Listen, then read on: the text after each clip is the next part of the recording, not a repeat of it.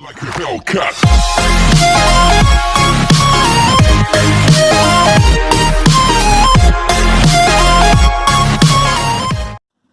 Okay, તો ચાલો છોકરાઓ, આપણે આપણા ચેપ્ટરમાં આગળ વધીએ. આપણે ચેપ્ટર નંબર 3ની શરૂઆત કરી છે, જેમાં આપણે આવર્ત કોષ્ટકનો ઇતિહાસ સમજીને આવ્યા છે કે આવર્ત કોષ્ટક કેવી રીતના શોધાયું હતું, કયા કયા વૈજ્ઞાનિકોનો ફાળો આવ્યો છે અંદર. આજે આપણે સમજવાના છે આધુનિક આવર્ત નિયમ. ચાલો, તો આજે આપણે સમજવાનો પ્રયત્ન કરીશું કે આધુનિક આવર્ત નિયમ શું છે. રેડી? ચાલો, હમણાં સુધી જે પણ વાત કરી છે એમાં મેઇન હીરો છે. કોણ હીરો છે ભાઈ? મેન્ડેલિવ છે.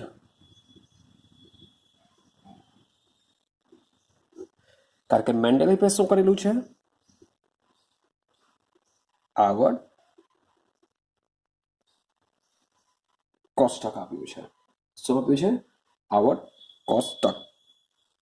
ઓકે, ચાલો, આવર્ત કોષ્ટક તેમણે આપ્યું છે. હવે આજે મેન્ડેલિવે જ્યારે આવર્ત કોષ્ટક વિકસાવ્યું હતું તે સમયગાળામાં પરમાણુના આંતરિક બંધારણ વિશે નો કોઈ રસાયણ વિજ્ઞાનીને જ્ઞાન ન હતું. શોર્ટ એન્ડ સિમ્પલ ભાષામાં જો વાત કરું તો ભાઈ, પરમાણુમાં ઇલેક્ટ્રોન, પ્રોટોન, ન્યુટ્રોન આવેલા હોય છે તે સમયે કોઈ પણ વૈજ્ઞાનિકોને ખબર ન હતી કે પરમાણુની અંદર પ્રોટોન, ન્યુટ્રોન અને ઇલેક્ટ્રોન આવેલા હોય છે. ક્લિયર છે? તો મેન્ડેલિવે જ્યારે આવર્ત કોષ્ટક રચેલું હતું તે સમયમાં પરમાણુની અંદર પ્રોટોન, ન્યુટ્રોન અને ઇલેક્ટ્રોન જેવા કણો આવેલા હોય છે તેના વિશે કોઈ પણ રસાયણ વિજ્ઞાનીને જ્ઞાન ન હતું. પરંતુ ત્યારબાદ આવી ગઈ કઈ સદી? 20મી સદીની શરૂઆત થઈ. શાની સદી શરૂઆત થઈ છે? 20મી સદી. તો ભાઈ 20મી સદીની શરૂઆતમાં 20મી સદીની આજે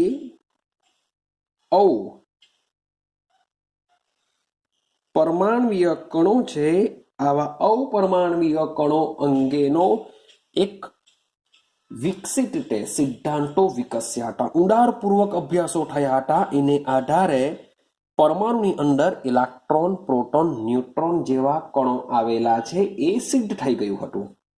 ક્લિયર?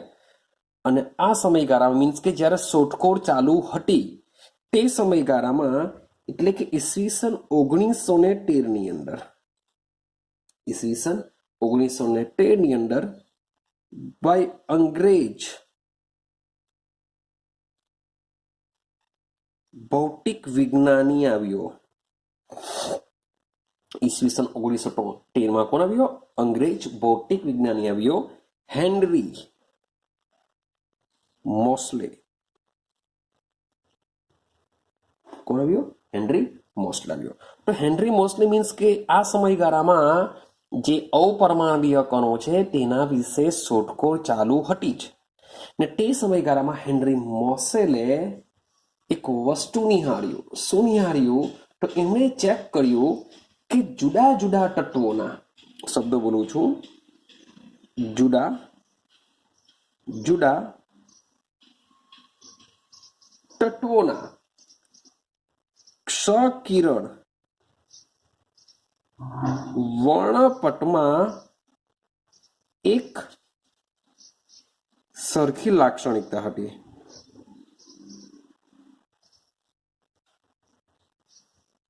તો એમણે શું નિહાળ્યું? જુદા જુદા તત્વોના ક્ષ-કિરણ વર્ણપટ.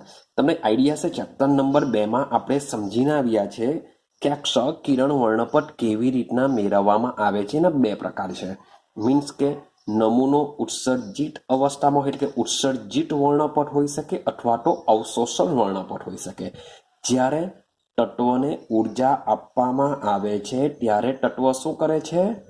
અમુક ચોક્કસ જાતની ઉર્જાનું અવશોષણ કરશે, મીન્સ કે ગુમાવશે. તો આ જે ઉર્જા છે એ ઉર્જા વિકિરણ સ્વરૂપે ગુમાવે છે. અને જે વિકિરણ છે એ વિકિરણની શું હોય છે? ચોક્કસ તરંગ લંબાઈ હોય છે. જે વિકિરણ હોય છે એ લખીએ છીએ આપણે, જે વિકિરણ હોય છે વિકિરણની શું હોય છે? તરંગ લંબાઈ અને આવૃત્તિ હોય છે. ક્લિયર થાય છે? ચેપ્ટર નંબર 2 મીન્સ કે તમે જો બરાબર સમજ્યા હશે તો આ લાઈનને સમજતા હશો કે જુદા જુદા તત્વોના જે ક્ષ કિરણ વર્ણપટમાં એક સરખી લાક્ષણિકતા હતી. જે પરમાણુઓ વિકિરણ ઉત્સર્જિત કરે છે એ વિકિરણ ચોક્કસ તરંગ લંબાઈ અને આવૃત્તિ ધરાવતા હોય છે. તો હેનરી મોસલે શું કર્યું? આ જે આવૃત્તિ છે, આવૃત્તિને આપણે શું કરીએ છીએ? વી દ્વારા દર્શાવીએ છીએ. આ જે આવૃત્તિ છે એ આવૃત્તિ માટે અંડરરૂટ વી એટલે કે આ જે આવૃત્તિ છે એ ઉત્સર્જિત વિકિરણની આવૃત્તિ છે. મીન્સ કે પરમાણુ જે ઉર્જાનું શોષણ કરે છે તેના દ્વારા જે ઉર્જા ઉત્સર્જિત થાય છે તો એ ઉત્સર્જિત થતી ઉર્જા વિકિરણ સ્વરૂપે હોય છે. અને આ જે વિકિરણ છે એ વિકિરણની આવૃત્તિ વી અને પરમાણુ ક્રમાંક. તો અંડરરૂટ આવૃત્તિ વી વિરુદ્ધ પરમાણ્વીય ક્રમાંકનો આલેખ દોર્યો. ચલો માની લે કે આપણે દોરવાનો પ્રયત્ન કરીએ.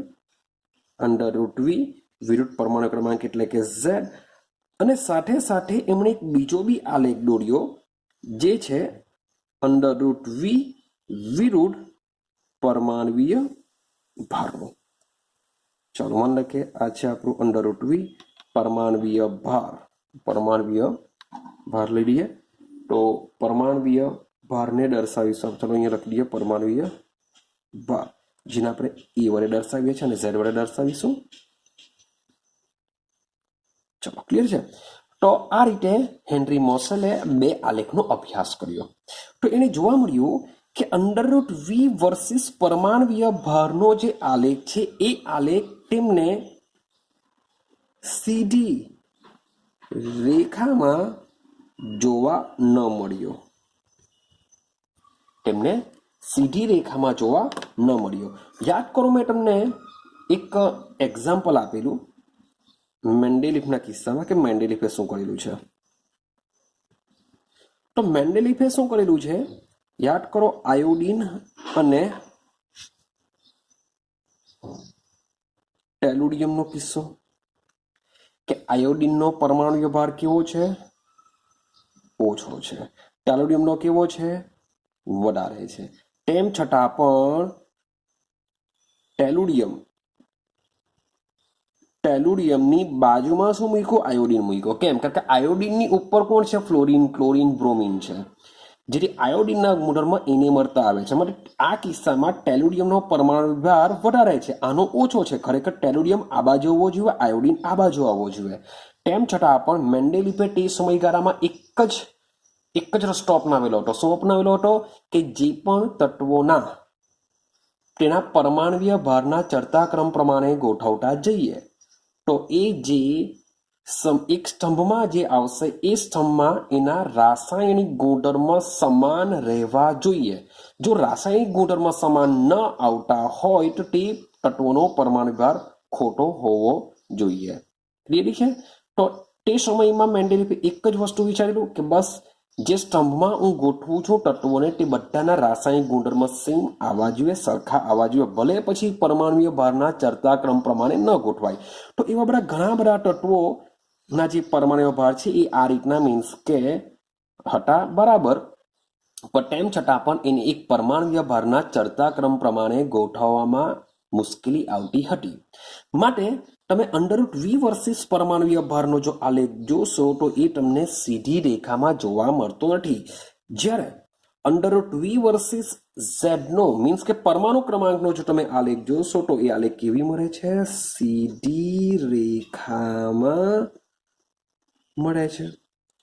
તો એનો મતલબ એમ થયો કે ભાઈ પરમાણવીય ભાર કરતા પરમાણવીય ક્રમાંક કેવો છે? ઇમ્પોર્ટન્ટ છે. કારણ કે આલેખ કેવો મળે છે? સીધી રેખામાં મળે છે. જ્યારે આમાં આલેખ સીધી રેખામાં જોવા મળતો નથી. તો ભાઈ મેન્ડેલિફનો નિયમ છે. મેન્ડેલિફનો નિયમ શું છે? યાદ કરો, લાસ્ટ વિડીયોમાં જો તમે જોયો હોય તો આઈડિયા આવશે કે તત્વોના ગુણધર્મો તેમના પરમાણવીય ભારને આવર્તનીય હોય છે અથવા આવર્તનીય વિધેય છે, જે લખો તો લખો. આ મેન્ડેલિફનો નિયમ હતો. તો હેનરી મોસેલે આના પરથી આધુનિક આવર્ત નિયમ આપ્યો. શું આપ્યો? આધુનિક આવર્ત નિયમ આપ્યો. તો ચેક કરો ફરક શું છે? અહીંયા પરમાણુ ભાર છે, અહીંયા પરમાણુ ક્રમાંક છે. બસ તો ખાલી આ પરમાણુ ભારની જગ્યાએ જો આપણે આ પરમાણુ ભાર છે તેની જગ્યાએ જો આપણે પરમાણુ ક્રમાંક મૂકી દઈએ તો બની જશે આધુનિક આવર્ત નિયમ. તો શું છે કે તત્વોના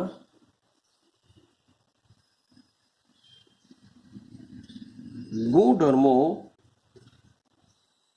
તેમના પરમાણવીય ક્રમાંકને આવર્તનીય હોય છે. ક્લિયર થાય છે? તો આના પરથી હેનરી મોસેલે તત્વોનો આધુનિક નિયમ બનાવ્યો હતો, જેને આપણે કહીએ છીએ આધુનિક આવર્ત નિયમ. ક્લિયર? અને આ જે આધુનિક આવર્ત નિયમ છે એ આધુનિક આવર્ત નિયમ દ્વારા તે સમયમાં કુદરતમાંથી મળી આવતા 94 જેટલા તત્વોમાં સમાનતા જોવા મળી હતી. કે તે સમયમાં 94 જેટલા તત્વો જે આ રૂલ્સ એન્ડ રેગ્યુલેશનને ફોલો કરતા હતા. રેડી છે? પણ ત્યાર પછી શું થયું? તો રેડિયો સક્રિય તત્વોની વાત કરીએ. ભાઈ એક્ટિનિયમ લઈ લો, પછી પ્રોટેક્ટિનિયમ લઈ લો. આવા જે તત્વો છે જે નેપ્ચ્યુનિયન અને પ્લુટોનિયમ, આ જે બધા તત્વો છે પિંચ બ્લેન, આ એક કાચી ધાતુ છે, સોરી ફોર ધેટ, પિંચ બ્લેન. તો પિંચ બ્લેન, આ જે પિંચ બ્લેન છે એ પિંચ બ્લેન કોની છે? યુરેનિયમની કાચી ધાતુ છે. જે પિંચ બ્લેન છે શું છે? યુરેનિયમની કાચી ધાતુ છે, જેમાંથી આ લોકોને મેળવવામાં આવ્યા હતા. એકચ્યુઅલી પિંચ બ્લેનમાંથી કોણ મળશે? યુરેનિયમ મળશે, પણ તેની સાથે સાથે એક્ટિનિયમ છે, પ્રોટેક્ટિનિયમ છે, પછી નેપ્ચ્યુનિયમ છે, પ્લુટોનિયમ છે, આવા તત્વો પણ મળી આવ્યા હતા. જેને લીધે આના ઉપરથી શું થયું હતું? અકાર્બનિક રસાયણ વિજ્ઞાનની શરૂઆત થઈ હતી. કે ભાઈ અકાર્બનિક રસાયણ વિજ્ઞાનની શરૂઆત આવા તત્વોથી થઈ હતી. ને આ જે બધા તત્વો છે, આ તત્વો કેવા હોય છે? ખૂબ જ અલ્પજીવી હોય છે ને કૃત્રિમ હોય છે. કારણ કે આ બધામાંથી મેળવવામાં આવ્યા હતા, એટલે કૃત્રિમ અલ્પજીવી છે. કારણ કે બધા રેડિયો સક્રિય તત્વો છે. શું છે? બધા જ રેડિયો સક્રિય તત્વો છે. પોતાના માટે આલ્ફા, બીટા, ગેમા જેવા વિકિરણ ઉત્સર્જિત કરશે અને તેઓ નાશ પામશે. એટલે કે કૃત્રિમ અલ્પજીવી તત્વોની પણ શોધ થઈ હતી. ક્લિયર છે? ચાલો હવે આધુનિક આવર્ત નિયમની વાત કરીએ. તો આધુનિક આવર્ત નિયમ એવો તો શું કામ લાગ્યો? શું થયું એમાંથી? તો જે આધુનિક આવર્ત નિયમની વાત કરીએ તો માની લો કે મારી પાસે આ પરમાણુય ક્રમાંક મેઇન છે. આધુનિક આવર્ત નિયમનો આધાર છે પરમાણુ ક્રમાંક. તો પરમાણુ ક્રમાંકની જો વાત કરીએ તો જે પરમાણુ ક્રમાંક છે, આ પરમાણુ ક્રમાંક કેન્દ્રના ધન વીજભાર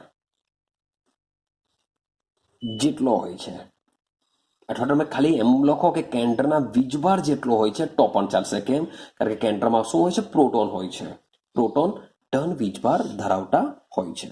તો જે પરમાણુ ક્રમાંક છે કેન્દ્રના ધન વીજભાર જેટલો, અથવા તો શબ્દ લખું છું તટસ્થ. તટસ્થ પરમાણુમાં રહેલા ઇલેક્ટ્રોનની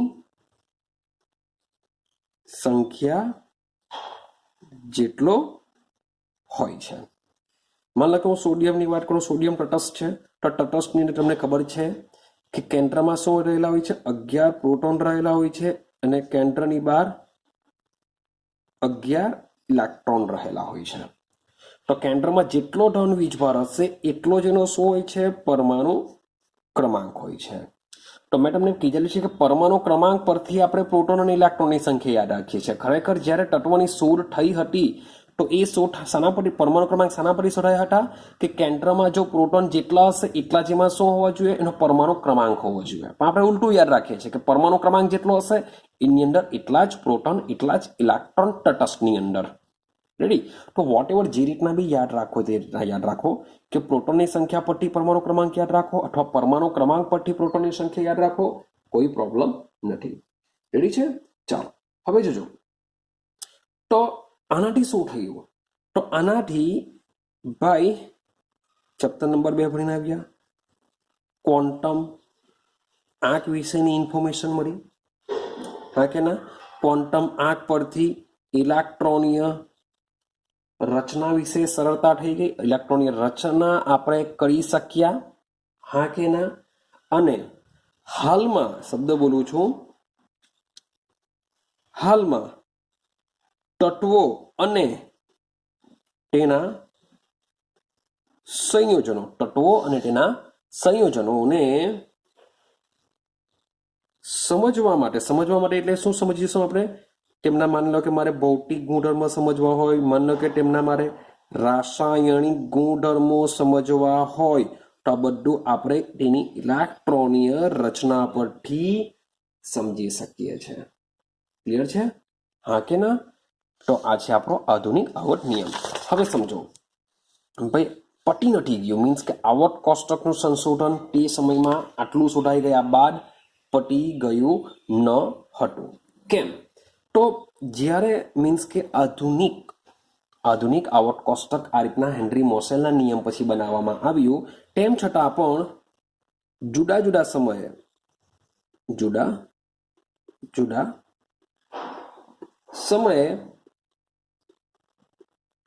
આવર્ત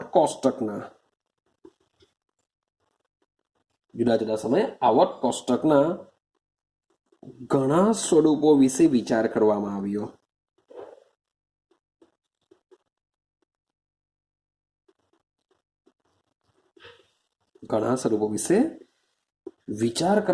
કે ભાઈ આવર્ત કોષ્ટક, ચાલો સમજાવો કેવી રીતના વિચાર કરવામાં આવ્યો. તો ભાઈ કેટલાક સ્વરૂપો, કેટલાક આવર્ત કોષ્ટક એવી રીતના બનાવવામાં આવ્યા કે જે તત્વોની રાસાયણિક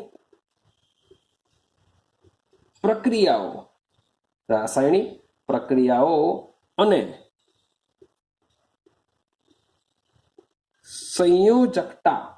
સંયોજકતા ઇલેક્ટ્રોન પર ભાર મૂકતા હતા. મીન્સ કે માન લો કે મેં એક આવર્ત કોષ્ટક રહી છું, એ આવર્ત કોષ્ટક દ્વારા મને શાની ઇન્ફોર્મેશન મળશે? તો તત્વની ઇલેક્ટ્રોનીય રચના શું હશે, સાથે સાથે એની રાસાયણિક પ્રક્રિયાઓ, આ તત્વ કઈ રાસાયણિક પ્રક્રિયા આપી શકે, એમાં સંયોજકતા ઇલેક્ટ્રોન કેટલા હશે. તો આવું એક આવર્ત કોષ્ટક પણ બનાવવામાં આવ્યું. બીજો એક સ્વરૂપ એવો હતો કે જે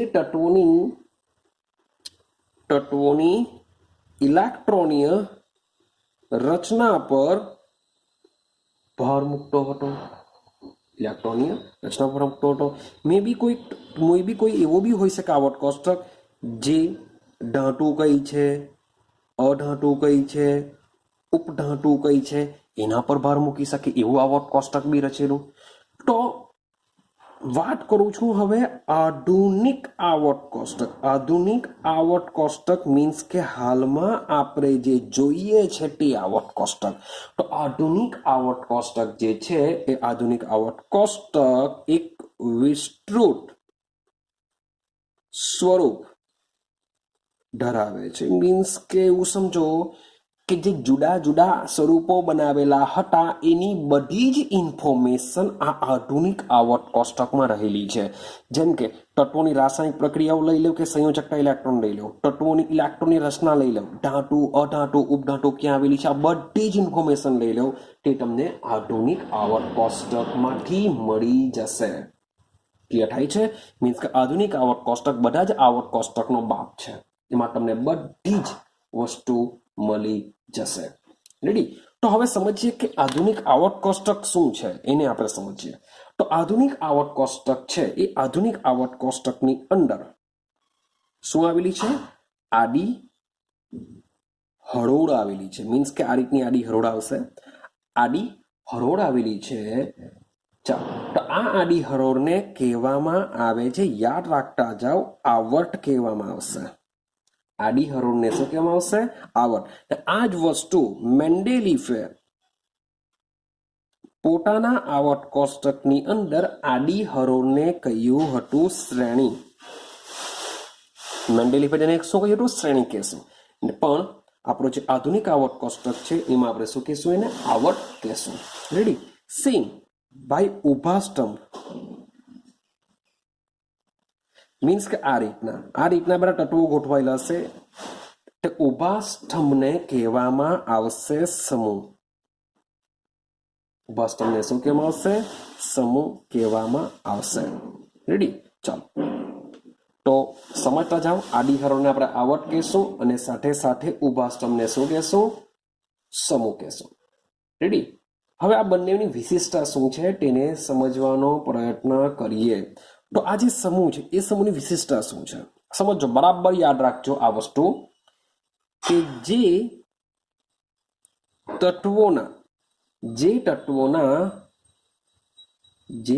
તત્વોના રાસાયણિક ગુણધર્મો સમાન હોય એ બધા જ તત્વો એક જ સમૂહમાં આવેલા હોય છે, એટલે કે એક જ ઊભી લાઈનમાં આવેલા હોય છે. બરાબર દિમાગમાં ફિટ કરી દેજો. મીન્સ કે સમજી લો કે આપણે જ્યારે શનિવારે જ્યારે માસ પીટીનો મીન્સ કે એમપીટી ગોઠવીએ છીએ ત્યારે યાદ રાખો કે તમને એક જ ધોરણના વિદ્યાર્થી બધા એક જ લાઈનમાં હોય છે. ભાઈ 5મા ધોરણમાં હોય તો 5મા ધોરણની લાઈન હશે, 7મા ધોરણના વિદ્યાર્થી હોય તો એ 7મા ધોરણની લાઈન હશે. મીન્સ કે એક જ ધોરણના વિદ્યાર્થી એક જ લાઈનમાં, પછી બાજુની લાઈન એ બીજા ધોરણની હશે. તો સેમ એ જ વસ્તુ એવી રીતે યાદ રાખવાનું છે કે જે તત્વોના રાસાયણિક ગુણધર્મ સમાન હોય એ બધા એક જ સમૂહમાં હશે, એટલે કે એક જ ઊભા સ્તંભમાં હશે અથવા એક જ ઊભી લાઈનમાં હશે. ક્લિયર થાય છે? એક એક્ઝામ્પલ આપું, એમ તો આના પછી જોવાના જ છે આપણે. LINRKR તો લિથિયમ, સોડિયમ, પોટેશિયમ, રેડિયમ આ બધા એક જ લાઈનમાં ગોઠવાયેલા છે. આ બધા તત્વોના રાસાયણિક ગુણધર્મ કેવા હોય છે? સમાન જોવા મળે છે. રેડી છે? શા માટે સમાન જોવા મળે છે? કારણ કે આ જે બધા તત્વો છે, શબ્દ સમજો, આ જે બધા તત્વો છે એ બધા તત્વોની બાહ્યતમ કક્ષામાં, શબ્દ બોલું છું, બાહ્યતમ કક્ષામાં ઇલેક્ટ્રોનીય રચના સમાન હોય છે. જે તત્વોના રાસાયણિક ગુણધર્મ સમાન હોય તેઓને બધાને એક જ સમૂહમાં ગોઠવવામાં આવે છે. કેમ સમાન હશે? કારણ કે જેટલા બી તત્વો હશે એ બધા જ તત્વોના બાહ્યતમ કક્ષામાં રહેલા ઇલેક્ટ્રોનની રચના સમાન હશે અથવા ઇલેક્ટ્રોનની સંખ્યા સમાન હશે. તો એનો મતલબ એમ થાય કે કોઈ પણ તત્વના જે રાસાયણિક ગુણધર્મ છે એ રાસાયણિક ગુણધર્મ બાહ્યતમ કક્ષા કહેશું અથવા તો તમે એને સંયોજકતા કક્ષા બી કહી શકો. યાદ કરો આપણે સમજાવેલું core, electron core, chapter number 2 યાદ કરો, ઇલેક્ટ્રોન કોર. તો નિષ્ક્રિય વાયુ જેવી ઇલેક્ટ્રોનની રચના જ્યારે મળી જાય તો ત્યાર પછીના જે તત્વો છે એ બધાને શું કહેવાશે? બાહ્યતમ કક્ષાના ઇલેક્ટ્રોન અથવા સંયોજકતા કક્ષાના ઇલેક્ટ્રોન. તો કોઈ પણ તત્વના જે રાસાયણિક ગુણધર્મ છે એ બાહ્યતમ કક્ષા અથવા સંયોજકતા કક્ષામાં રહેલા ઇલેક્ટ્રોન પર આધાર રાખે છે. એટલે કે કોઈ પણ તત્વોના રાસાયણિક ગુણધર્મ શાના પર આધાર રાખે છે? ઇલેક્ટ્રોન ઉપર આધાર રાખે છે. શબ્દ બોલું છું, રાસાયણિક ગુણધર્મ. હું ભૌતિક ગુણધર્મની વાત કરતો નથી, કારણ કે તત્વોના રાસાયણિક ગુણધર્મ ઇલેક્ટ્રોન પરથી જ નક્કી થશે. રેડી છે આટલું? તો યાદ રાખજો આટલું. ચાલો હવે આગળ સમજતા જજો. હવે આવર્ત કોષ્ટકના જે ઊભા સ્તંભ છે, જે આવર્ત કોષ્ટકના ઊભા સ્તંભમાં આ બધાને જેને ગોઠવવામાં આવીશું એને આપણે એક નામ આપ્યું સમૂહ. એક નામ શું આપ્યું? સમૂહ આપ્યું. તેનું બીજું નામ પણ છે, એને આપણે કહી શકીએ કુટુંબ. શું કહી શકીશું આપણે? ક્યાં એને સમૂહ અથવા આપણે એને કુટુંબ પણ કહી શકીશું. ક્લિયર?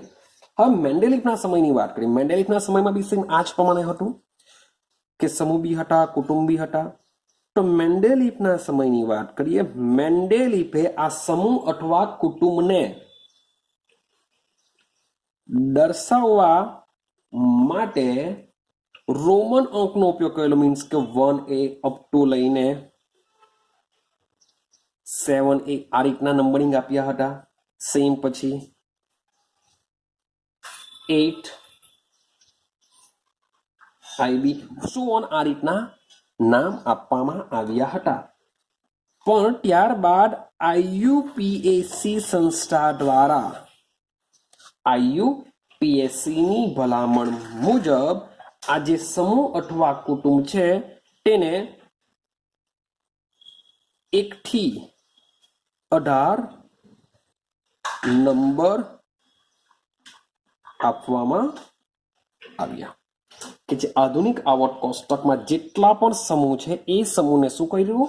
1 થી 18 નંબર આપ્યા. નંબર 1 થી લઈને નંબર 18 સુધી. આટલું ક્લિયર છે?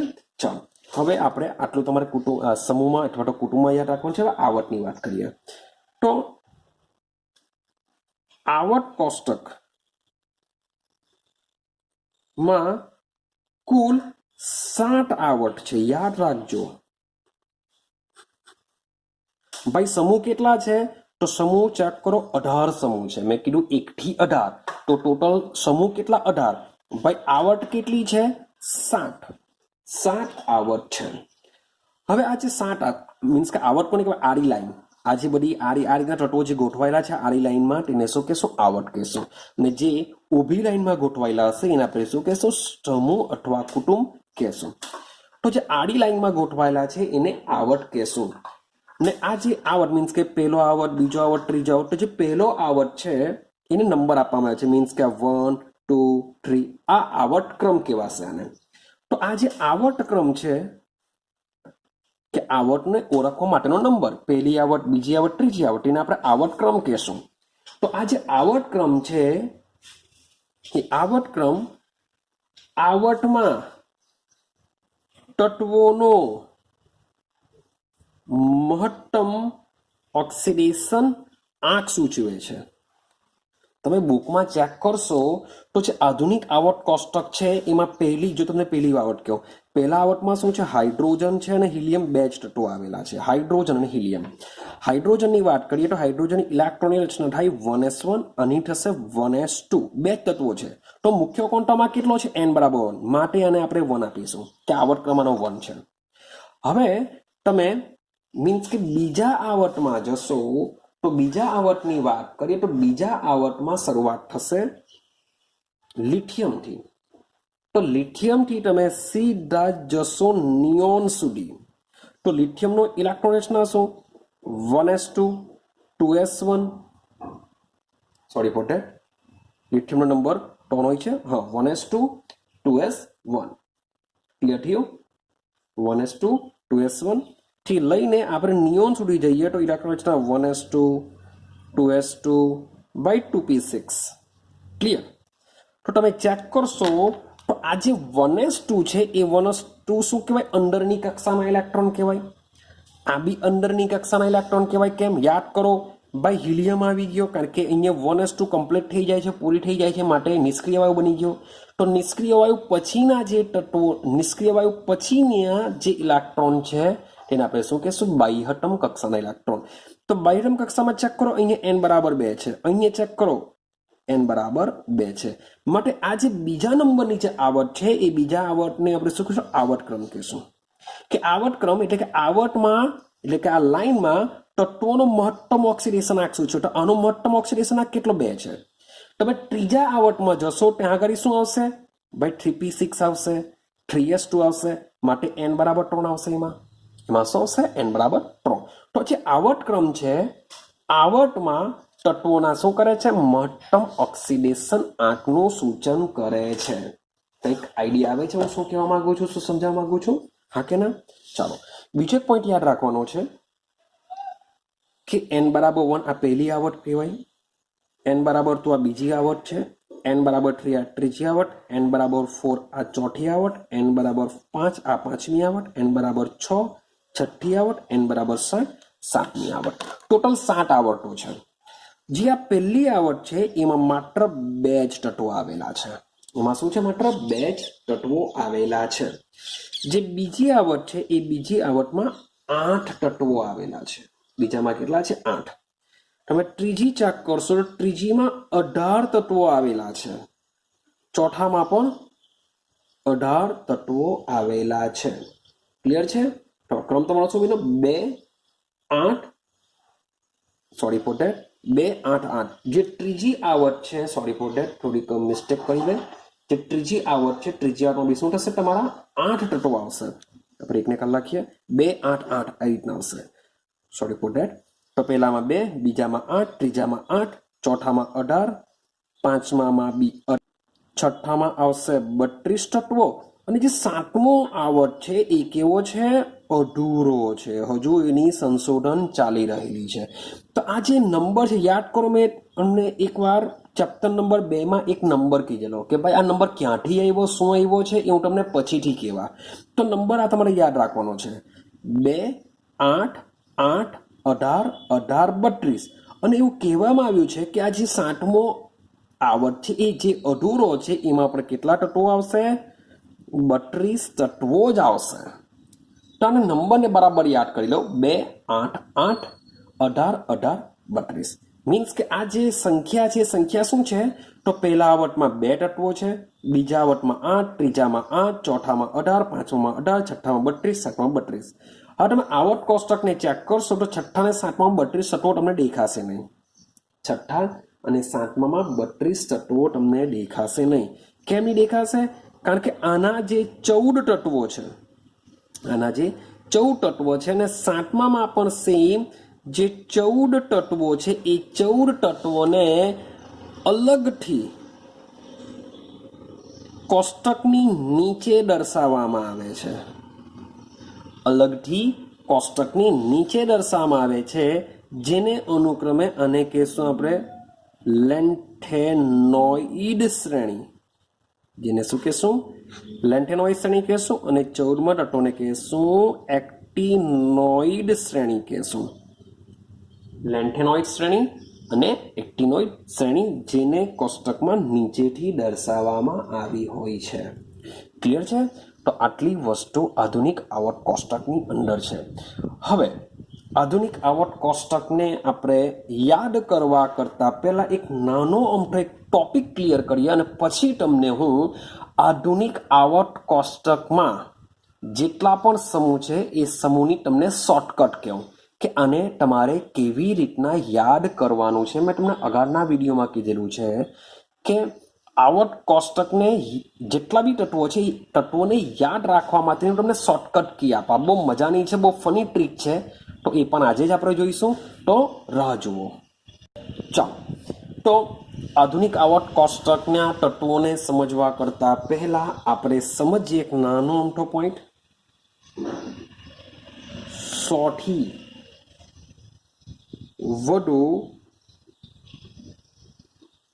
પરમાણ્વીય ક્રમાંક ધરાવતા તત્વોનું નામ. હવે આ જે ટોપિક છે એ ટોપિક તમને 100% શામાં પૂછાશે?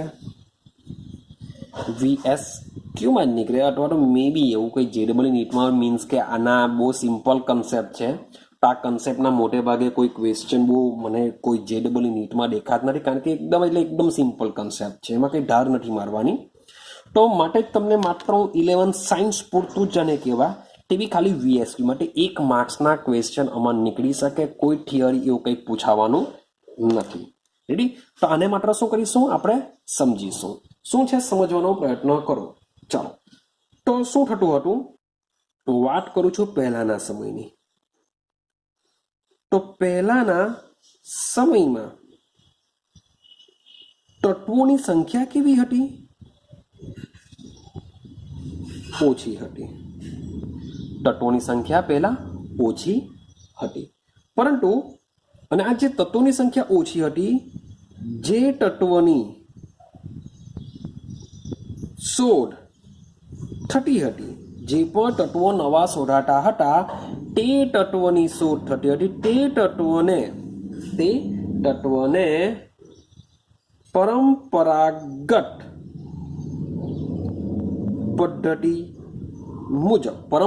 પદ્ધતિ મુજબ જે વૈજ્ઞાનિકે તેની શોધ કરી હતી, તેના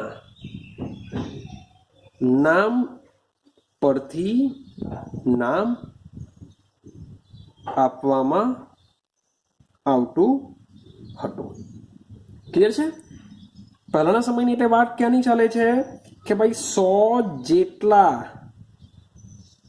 તત્વો શોધાઈ ગયા બાદની વાત ચાલે છે. આ કારણ કે લખેલું છે કે 100 થી વધુ પરમાણ્વીય ક્રમાંક ધરાવતા તત્વોનું નામ કરવા. તો આ જે વાત હું કરી રહ્યો છું, મીન્સ કે હમણાં તો ઘણા બધા તત્વોની શોધખોળ ચાલી રહી છે. તો જ્યારે 100 સુધીના તત્વો શોધાઈ ગયા બાદ ત્યાર પછી જે 101, 102 થી લઈને જે બી તત્વો શોધાતા હોય છે, એ તત્વોના જે નામકરણ છે, એ નામકરણ પરંપરાગત પદ્ધતિ, એટલે કે જે પણ વૈજ્ઞાનિક કોઈ પણ નવું તત્વ શોધે છે, તો એ તત્વનું નામ એ વૈજ્ઞાનિકના નામને આધારે આપવામાં આવતું હતું. આટલું ક્લિયર થયું? ચાલો, અને નામ આપી દીધા બાદ IUPAC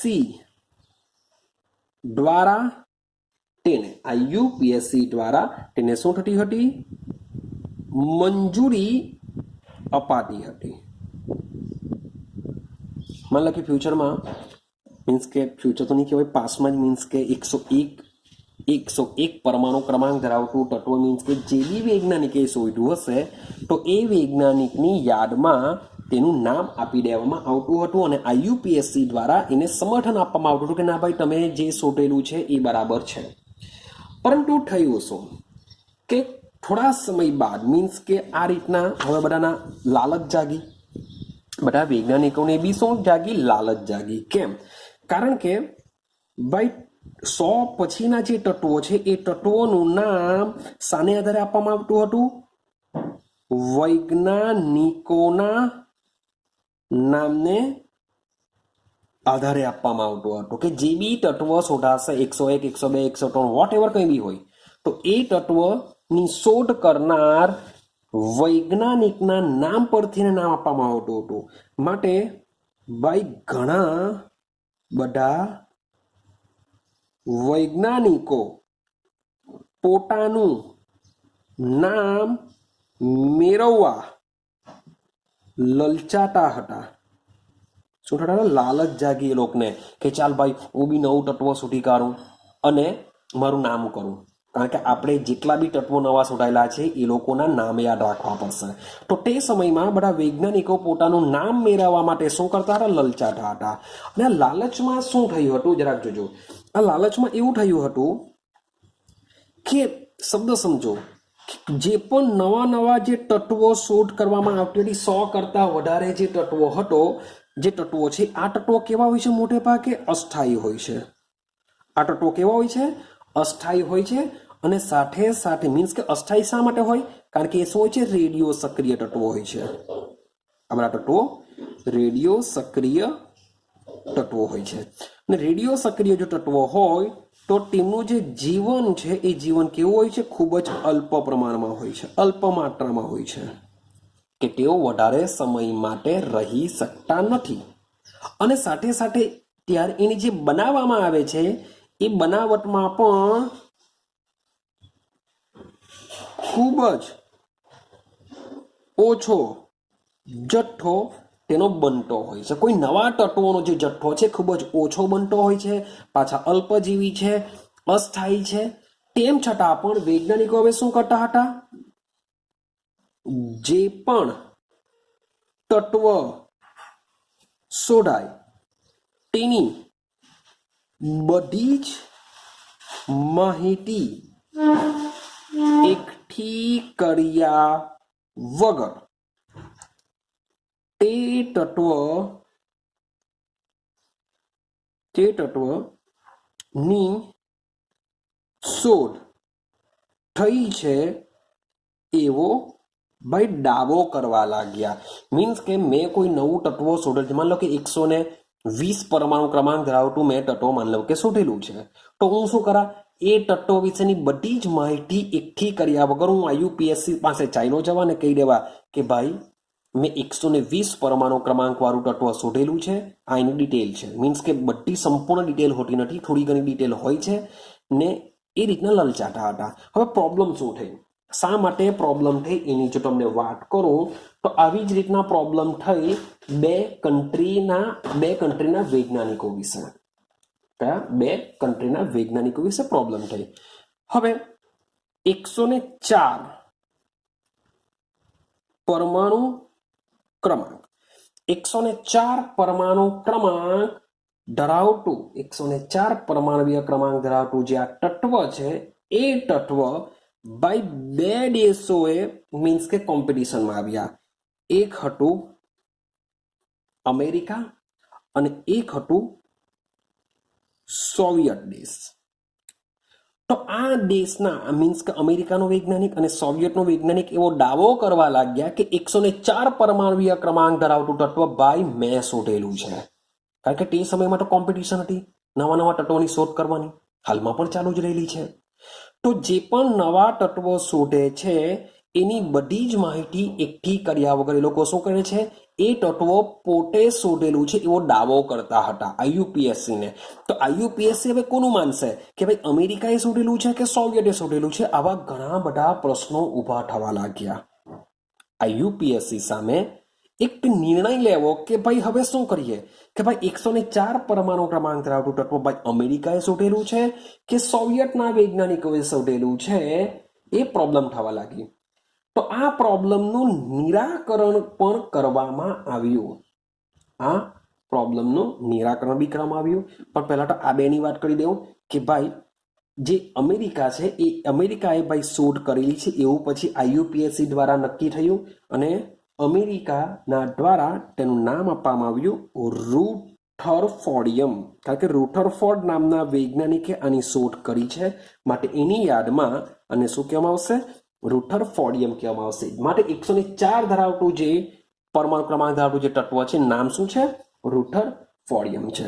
પણ સોવિયત દ્વારા પણ એને નામ આપી દેવામાં આવ્યું હતું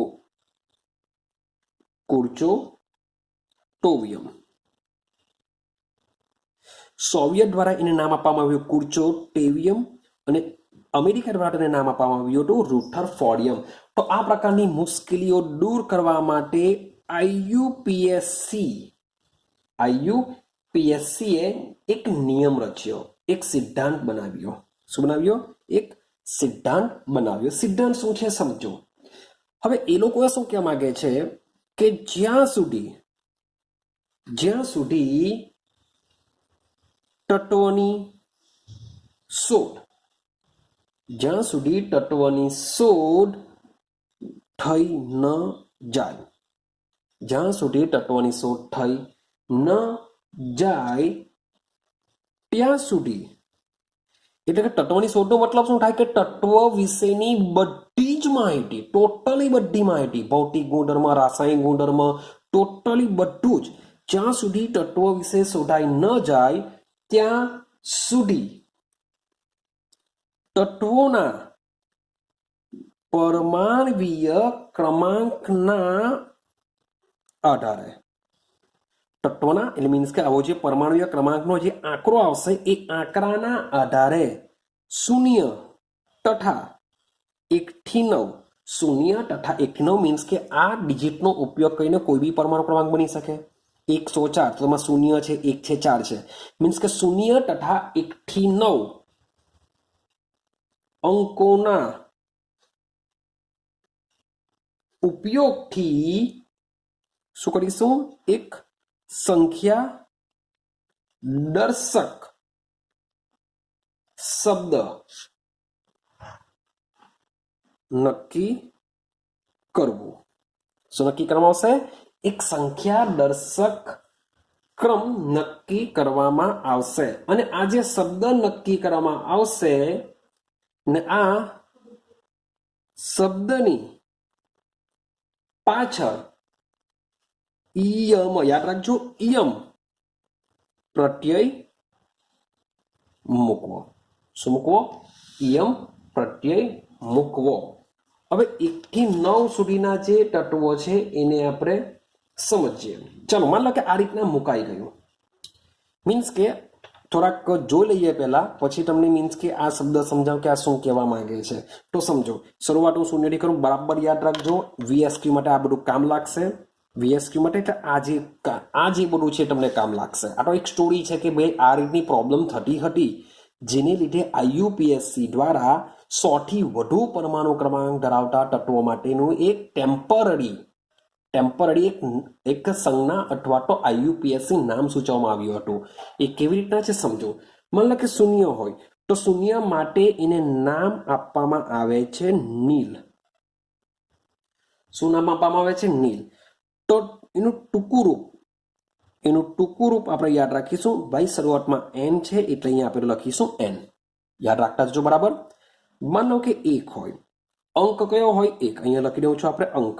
ભાઈ અંક 1 હોય તો અંક 1 ને આપણે અન કહેવાના. અન માટે શું વાપરવાના? યુ વાપરવાના. અન માટે યુ. ચાલો ભાઈ માની લો કે મારી પાસે 2 હોય તો 2 માટે BI. યાદ રાખજો, આપણે જે મેસેજમાં લખીએ BY નથી, BI છે. ભૂલ થવી નહીં જોઈએ. BY નહીં લખી દેતા. તો એના માટે આપણે ટૂંકું જે મીન્સ કે જે બી નામ છે એનું જે પહેલો અક્ષર હશે તેની ટૂંકું હશે. માન લો કે એ જ પ્રમાણે 3 નંબર હશે. 3 નંબર માટે આપણે વાપરીશું ટ્રાય. શું વાપરીશું? ટ્રાય. એનું ટૂંકું રૂપ હશે T. રેડી? સેમ જે 4 નંબરનો અંક છે એ 4 નંબરના અંક માટે આપણે વાપરીશું ક્વોડ. QUAD. ક્વોડનો Q વાપરીશું. ક્લિયર થઈ ગયું? સેમ 5 નંબરની વાત કરો. 5 નંબર માટે વાપરીશું PENT. પેન્ટ. એના માટે હું શું કરા? ટૂંકું રૂપ એનું P વાપરા. Same so on. માન લો કે મારી પાસે 6 નંબરનો અંક આવશે. 6 નંબરના અંક માટે આપણે વાપરીશું હેક્સ. શું વાપરીશું? હેક્સ. ટૂંકું રૂપ શું હશે? એનો H આવશે. જે 7 નંબરનો છે 7 નંબર માટે આવશે સેટ. 7 નંબર માટે શું આવશે? સેટ આવશે. એના માટે વાપરીશું આપણે S. 8 નંબર માટે આવશે ઓક્ટ, જેના માટે ટૂંકું રૂપ છે O. અને લાસ્ટ છે 9 નંબર. 9 નંબર બી વિચિત્ર છે, યાદ રાખવાનું છે ENN ઇન જેવું યાદ રાખવાનું, જેનું ટૂંકું રૂપ આવશે E. તો ટોટલી આ જે 0 થી લઈને જે 9 અંકોના જે નામ છે અને જે ટૂંકું રૂપ છે એ તમારે યાદ રાખવા પડશે, કારણ કે એના આ જ તમને એક્ઝામમાં કામ લાગશે. કેવી રીતના કામ લાગશે હવે એને સમજવાનો પ્રયત્ન કરીએ કે આ કેવી રીતના કામ લાગી શકે. ક્લિયર છે? સમજો. માન લો કે હું અહીં એક એક્ઝામ્પલ તમને આપું કે આ કેવી રીતના કામ કરતું હોય છે. આપણે ઘણા બધા પછી જોઈશું. ચાલો પહેલા નામ જોઈ લઈએ, આપણે પછી વાત કરીએ. માની લો કે ભાઈ નવો તત્વને 100 થી વધુ પરમાણુ ક્રમાંક એટલે માન લો કે 101માં તત્વની શોધ થઈ. હવે 101 આ છે આપણે લખી દઈએ પરમાણ્વીય ક્રમાંક. રેડી? તો માન લો કે 101 પરમાણુ ક્રમાંક ધરાવતું તત્વની શોધ થઈ. તો એનું આઈયુપીએસસી દ્વારા આ લખી દઉં છું આઈયુપીએસસી નામ.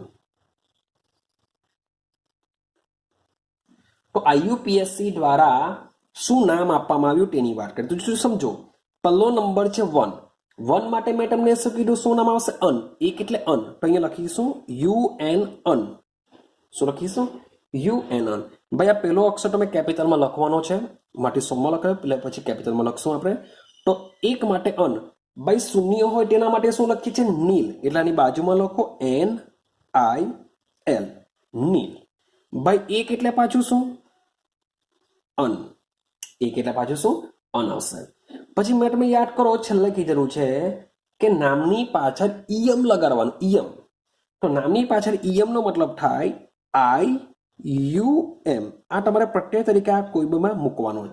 મીન્સ કે એક માટે અન, જો એક છે એટલે અન, શૂન્ય છે એટલે નીલ, એક છે એટલે પાછું અન. તો આ રીતના આઈયુપીએસસી નામ લખવામાં આવે છે. હવે આની સંજ્ઞા શું થાય? તો આઈયુપીએસસી ની સંજ્ઞાની જો વાત કરો તો સંજ્ઞા શું થાય? એક માટે શું આવે? યુ, અનનો યુ. શૂન્ય માટે શું આવે? નીલ. નીલની શરૂઆત થાય એન થી, અને પાછો એક એટલે યુ. ભાઈ પહેલો અક્ષર કેપિટલ, બાકીનું બધું સ્મોલમાં આવશે. તો આ રીતના આઈયુપીએસસી નામ અને તેની સંજ્ઞા બનાવવામાં આવતી હતી. સેમ તમે વિચાર કરો કે તમારી પાસે 0 થી લઈને 1 થી 9 સુધીના અંકો છે, તો તમે 400 500 મીન્સ કે ભાઈ એટલું બધું બહુ વાર છે કે શોધાય. તે છતાં બી તમે મીન્સ કે એનો પરમાણુ ક્રમાંક જો લખવો હોય, એનું આઈયુપીએસસી નામ જો લખવું હોય તો તમે લખી શકો છો. હું બધાનો દર્શાવતો નથી. માની લઉં કે હું વાત કરું 110મું કે 110 પરમાણુ ક્રમાંક ધરાવતું તત્વ છે, તેનું આઈયુપીએસસી નામ શું બની શકે? તો એક છે એટલે શું આવશે? અન. એક છે એટલે શું આવશે? અન. પાછો એક આવશે એટલે શું આવશે? પાછો અન. હવે સેકન્ડ એબીસીડીમાં 0 છે એટલે શું આવશે? ભાઈ નીલ આવશે. થઈ ગયું ત્રણનું. છેલ્લે શું કરી દઉં? યુ મૂકી દઉં, આઈયુએમ. અને સંજ્ઞા વિચારીએ તો એક છે એટલે યુ, બીજો એક છે એટલે યુ, 0 છે એટલે નીલ, નીલ નો આવશે એન. તો આ થઈ ગયું એનું આઈયુપીએસસી નામકરણની સંજ્ઞા. આઈની સંજ્ઞા, આઈનું આઈયુપીએસસી નામ. આઈડિયા આવે? માન લો કે 111 હોય, બહુ સિમ્પલ. શું થશે? એક છે એટલે અન, પાછો એક છે એટલે અન, પાછો એક છે એટલે અન, છેલ્લે શું મૂકી દઉં? યમ મૂકી દઉં. તો સંજ્ઞા શું આવશે? You you you. શું આવશે? યુ યુ યુ એની સંજ્ઞા થઈ જશે. બોલો, આઈડિયા આવે છે? હવે મજાની વાત કરું એ સમજો.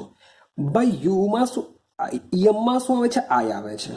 હવે આરએસ નો નિયમ કેવું? આ મારો નિયમ છે, મીન્સ કે યાદ રાખવા માટે મારો નિયમ, એટલે મેં નથી બનાવ્યો, પણ થોડુંક યાદ રાખવા માટે. એવું બુકમાં આપ્યું નથી, તે છતાં બી તમારે યાદ રાખવું હોય તો શું ટ્રીક છે એ સમજો. ચાલો સમજો. હવે તમારા અંકોમાં જે મેં 0 થી લઈને 1 થી 9 અંકોના નામ આપ્યા, મીન્સ કે અન, પહેલા શરૂઆત 0 થી કરીએ. Nil, un, bi, tri, quad, pent, hex, sept, oct, enn. Means કે બધાનો જે પહેલો અક્ષર છે બધો અલગ અલગ છે. રેડી?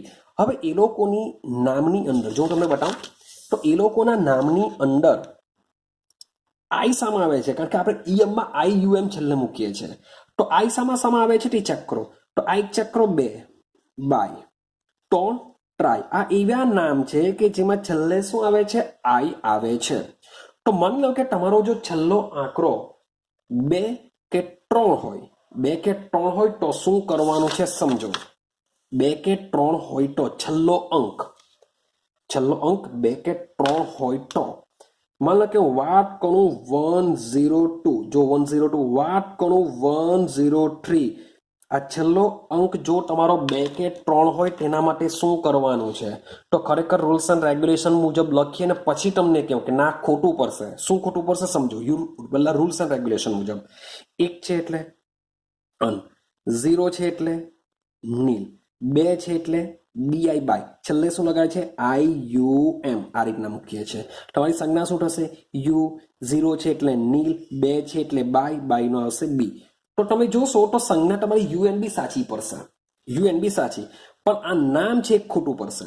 આ યુપીએસસી નામ ખોટું પડશે કારણ કે અહીંયા 2 આઈ આવશે નહીં. તો જ્યારે પણ આ રીતના 2 આઈ ભેગા થતા હોય તેની જગ્યાએ તમારે શું કરવાનું છે? એક જ આઈ મૂકવાનું છે. હજુ બી કેમ એવો કોઈ રૂલ્સ એન્ડ રેગ્યુલેશન બુકમાં નથી આપ્યો, જે મારા દ્વારા જ બનાવવામાં આવેલું એક રૂલ્સ એન્ડ રેગ્યુલેશન સમજી લો કે જો આ રીતના આવશે તો 2 આઈ ભેગા થવાની જોઈએ, એક આઈને કેન્સલ કરો, તમારે આ 2 ની જગ્યાએ એક જ આઈ મૂકવાનો. સેમ 3 માં બી ટ્રી આરઆઈ ટ્રાય આવે છે. આ છેલ્લે જ વાત કરું છું, છેલ્લે વચમાં જો ગમે ત્યાં આવતા હોય તેમાં તમારે આઈ દૂર કરવાનો નથી. તમારો અંક જો છેલ્લે આવતો હોય, ત્રીજો અંક આવતો હોય તો જ આ કરવાનું. આમાં પણ સેમ અન નીલ 3 માં શું હશે? ટી આર આઈ, તો ઓલરેડી આમાં આઈ આવી જ જાય છે, તો છેલ્લે માત્ર યુએમ જ લગાડી દેવું એટલે આઈયુએમ બની જશે. અન નીલ ટ્રાઇમ રેડી છે, નો યુ એન ટી આઈની સંજ્ઞા બની જશે. તો આ બેને પણ તમારે શું કરવાનું છે? યાદ રાખવાનું હોય છે. ક્લિયર છે? તો આ વસ્તુ તમારે દિમાગમાં રાખવાનું છે. હવે સમજો, હવે બાજુનો કોષ્ટક શું આપેલો છે એની વાત કરીએ. હવે જે બાજુનો કોષ્ટક છે લખેલું છે આઈયુપીએસસી દ્વારા સ્વીકૃતના, મીન્સ કે આ શું કહેવા માંગે છે? 101 જે તત્વ છે એ મેન્ડેલીવ નામના વૈજ્ઞાનિકે શોધેલું છે. જે 102 નંબરનું જે તત્વ છે, 101 પછી 102, જે નોબેલિવિયમ મીન્સ કે નોબેલ નામના વૈજ્ઞાનિકે શોધેલું હશે. તો મીન્સ કે આખી એક સિરીઝ આપેલી છે. જે બી તત્વની શોધ જે વૈજ્ઞાનિકો દ્વારા કરવામાં આવી છે તેના નામ મૂકવામાં આવ્યા છે અને બાજુમાં એની સંજ્ઞા આપવામાં આવી છે. તો તમારે શું કરવાનું છે? 101 થી લઈને 118 સુધીના જે તત્વો ઓલરેડી આપેલા છે, કારણ કે છેલ્લામાં છેલ્લું 116 સુધી મીન્સ કે તત્વો શોધેલા છે. પણ મેં તમને કીધું કે આ જે આઈયુપીએસસી નામ છે તમે કોઈનું બી બનાવી શકો છો.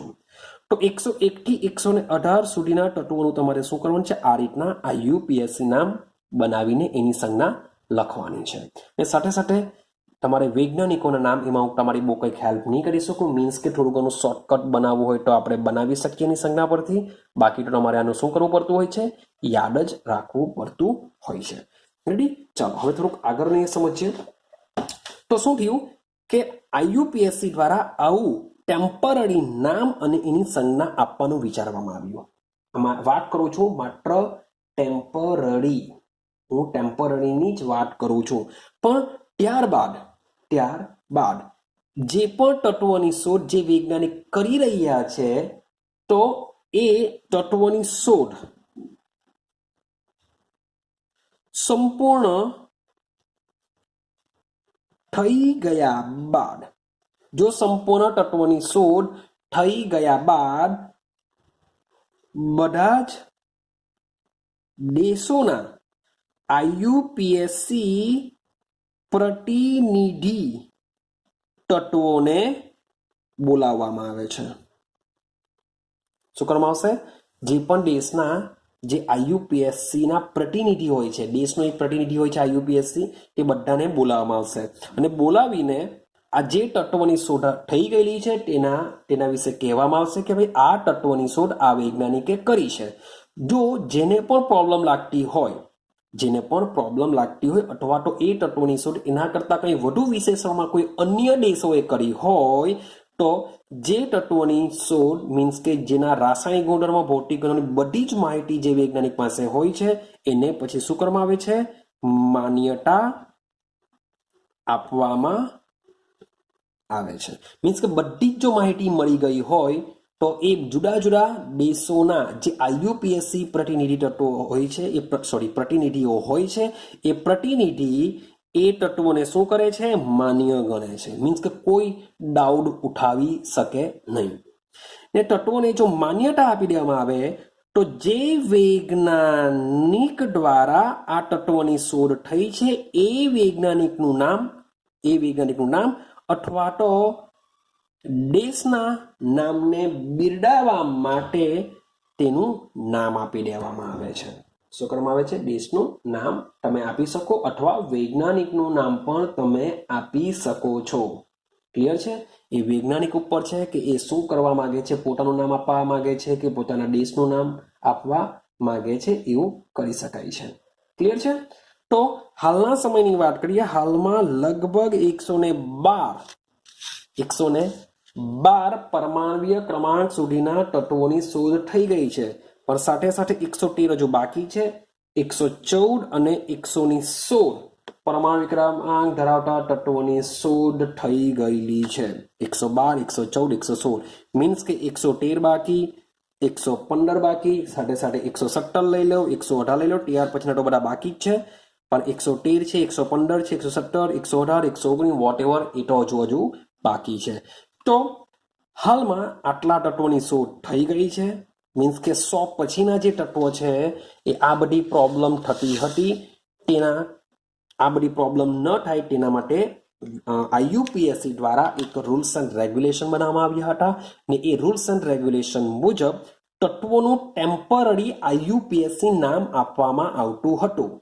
ને પછી બધા જુદા જુદા દેશોના IUPAC પ્રતિનિધિઓને બોલાવવામાં આવતા હતા ને એ જે તત્વોની શોધ જે વૈજ્ઞાનિકે કરેલી છે એના વિશેની બધી જ માહિતી ભાઈ એની પાસે છે કે નથી એ ચેક કરવામાં આવતું હતું. જો એની પાસે બધી જ માહિતી હોય તો જુદા જુદા દેશોના IUPAC પ્રતિનિધિ તેને શું કરશે, માન્યતા આપી દેશે કે આ તત્વ બરાબર છે, શોધાઈ ગયું છે. ને પછી એ તત્વ જે વૈજ્ઞાનિકે શોધેલું છે એ વૈજ્ઞાનિકનું નામ અથવા તો તેના દેશનું નામ આપી શકે અથવા રાજ્યનું નામ પણ આપી શકે. એ મુજબ એને પરમેનન્ટ નામ આપી દેવામાં આવતું હોય છે. રેડી છે? તો આ રીતના 100 થી લઈને 100 થી ઉપરના જે તત્વો છે એનું IUPAC નામ સાથે સાથે આ રીતના ટેમ્પરરી આપવામાં આવતું હોય છે. ક્લિયર છે? તો તમારે શું કરવાનું છે, આ જે IUPAC નામ છે, સંજ્ઞા છે, એના વૈજ્ઞાનિક કયા વૈજ્ઞાનિકે શોધેલું છે, આ બધી વસ્તુઓ VSQમાં પૂછી શકાય, બાકી એનો ઇતિહાસ પૂછાતો નથી. તો આઈ હોપ સો કે આ વિડીયો તમને આઈડિયા આવી હોય. અને તમારે હોમવર્કમાં શું કરવાનું છે, માની લો કે તમે થોડુંક હું ચેક કરી લેવા કે માની લો કે તમને થોડાક એક્ઝામ્પલ આપું. માની લો કે 201 ભાઈ આ તત્વો ભાઈ સોડારા બહુ વાર લાગશે, તે છતાં બી હું તમને એક્ઝામ્પલ આપું છું. આ તો કરવાનું છે 101 થી 118, પણ હું તમને બીજા બી એક્સ્ટ્રા આપું છું. તો મને કોમેન્ટ કરજો કે આનું IUPAC નામ શું બની શકે આ રીતના. રેડી?